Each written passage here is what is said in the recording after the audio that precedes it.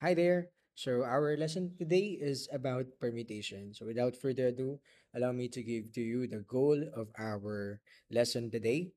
At the end of the presentation, you have to learn how to count arrangement when order matters.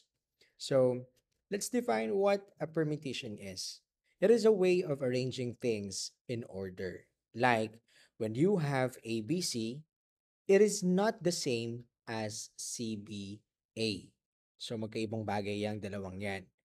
So ngayon, allow me to share to you a permutation example like ABC can be written as ACB, also can be written as BCA. Another arrangement is BAC. CAB is different from CBA. So as you can see, how many arrangements do we have? The arrangement of if we have three possible or three letters ay meron tayong six ways to arrange that differently.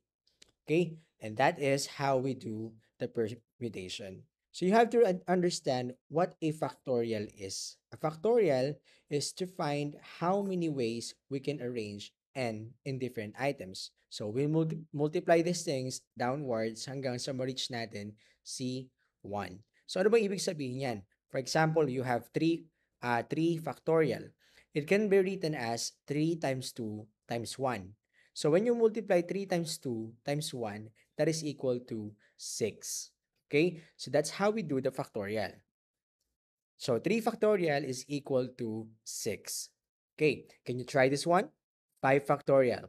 So please pause this video and then try this activity. Okay, so now we answer that.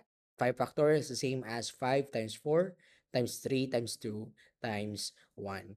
And also when you multiply them together, that is equal to 120. So 5 factorial is 120. Okay, so now let's have this example. Ice cream scoops challenge. How many different cones can you make? So we have three flavors. We have chocolate, vanilla, and strawberry. So how many? So we have three, which is three flavors. So we can write it as three, and then we are looking for arrangement. So we use factorial. 3 factorial is 3 times 2 times 1, and that is equal to 6. So kapag meron kang tatlong flavors, pag gusto nating i-arrange yan, then the answer would be 6.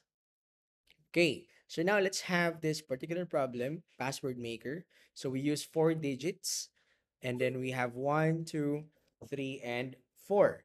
How many 2-digit codes can we make? So here we have the first step is we have to choose the first digit. So we have 4 choices. So meron tayong apat na possible choices dun sa first digit. So let's have here the particular 2 digits for example. So meron tayong 4 kapag ka sa unang digit. Ngayon nabawasan na ng isa, mamaya malalaman natin kung ilan na lang. So now, we choose the second digit. Ilan na lang yung natira? Kunyari, napili natin ng 1. So meron na lang tayo napiling o natitirang tatlo. So which is 2, 3, and 4. So yung pangalawang digit, meron na lang tayong tatlong pagpipilian. So the second digit, we have 3 remaining choices. Kasi nga, sa permutation, repetition, in this example, no repetition. Repetition is not allowed. Okay? So we multiply the choices. We have 4 times 3. That would be equal to 12. So, ilan nga ulit ang sagot dito? Kapag meron tayong 4 digits and we want to make how many 2-digit codes? The answer must be 12. Okay, ano-ano ba yon? O sige, another alternative formula. Papakita ko sa inyo kung paano ginagamit yung formula ng permutation. So, we can also use this permutation formula. This is the formula. Okay, you can write it if you want to. The n, okay, the n is the total items here. So, which is, yung total items dito ay 4. Okay? So, yung total items dito is 4. At yung r, yung dalawang digit, okay, yung dalawang digit na nakalagay dito sa problem na to na gagawin po natin. So, again, this is the given.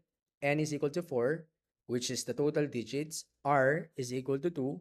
So, we have to make 2-digit codes. So P and then R, N is 4, R is 2, is equal to 4 factorial divided by 4 minus 2. So again, we substitute or plug in the N and R here in this formula. So when we subtract 4 minus 2, the answer would be 2. And then we simplify the 4 factorial first. So 4 factorial can be written as 4 times 3 times 2 times 1. In the denominator, we have 2 factorial, 2 times 1. And then we cancel them out.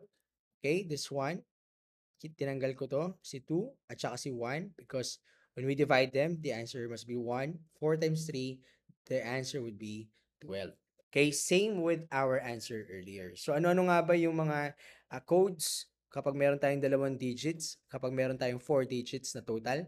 So pwede natin magawa is 1, 2, 1, 3, 1, 4, 2, 1, 2, 3, 2, 4, 3, 1, 3, 2, 3, 4, and 4, 1, 4, 2, 4, 3. Pag binilang mo yan, meron yung 4, 12 possible two-digit codes. Okay, so now we move on to the problem. The second problem is a child has 5 different toys. In how many different ways can the child arrange 3 of these toys in a line? So ang gagawin natin dyan, we have to write the given. The N would be 5. Okay, yung total toys ng bata. And then R would be 3. So which is the number of toys na i-arrange natin. So, again, we use this formula. Our solution would be 5 factorial, which is yung n. Pinalitan din sa ilalim ng 5 yung n, minus 3 factorial. So, we subtract first 5 minus 3, that is equal to 2. So, 5 factorial can be written as 5 times 4 times 3 times 2 times 1. And then 2 factorial can be written as 2 times 1. So, we simplify them. The remaining would be 4 times 5 times 4 times 3.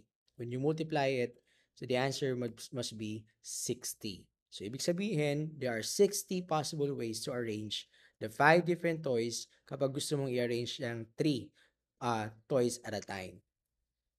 So, now,